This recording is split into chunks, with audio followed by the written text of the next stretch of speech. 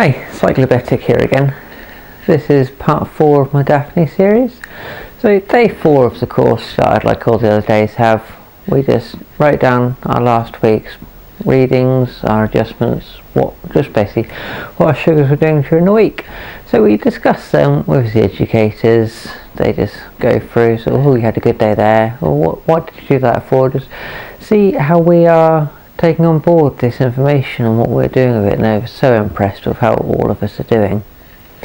So after we'd done through that, day 4 was mostly about sick day rules and ketones.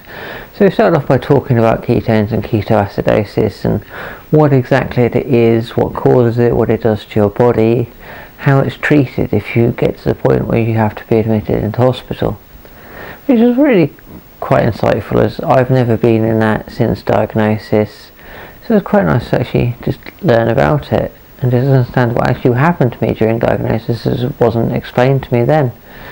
So on from that, we did about sick day rules and how DAFNE defines minor and major illnesses really has nothing to do with how the illness is making you feel. It's all to do with how many ketones you're producing.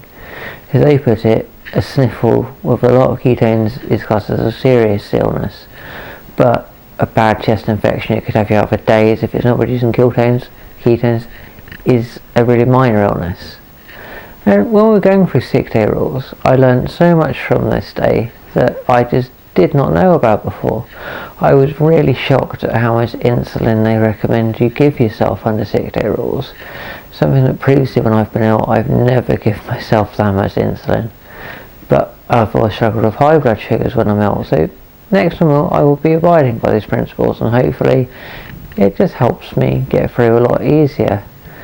So I'm not really going to go into it because it's better if an educator goes through this with you and can explain it to you better. So if you are thinking about doing one of these education courses or want to know more about this, just get onto your consultant, see if you can get onto one solid week, 1 day a week, 5 weeks, whatever you prefer, what works for you, go for it. So it was a really good, insightful session. Did learn so much from this one. We then went on to just general questions we had for a doctor. Unfortunately, the doctor couldn't make it to the session, so all the educators, the specialist nurses, so they can answer most of the questions we had, and what they couldn't answer they will take back to the doctor and have an answer for us next week. But they actually did answer all of our questions.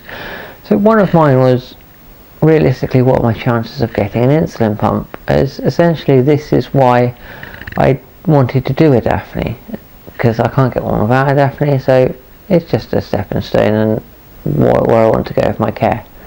So we actually spent quite a while talking about pumps and the procedure you have to go through to get one, although we're going into it a lot more detail next week. But also, main reason I feel I would benefit from one is it just gives you so much better control and be able to push harder in my bike racing. And just this is something we've been discussing all through the weeks of DAFNE, and they've told me that my department at my hospital are going to give me full support in this application. So really do hope that it goes well and it goes through, and hopefully I'll be bringing you videos on how that goes if I do get there. So hope you're enjoying this mini-series so far. So I've got 1 more week to go, so hope you come back to see that video.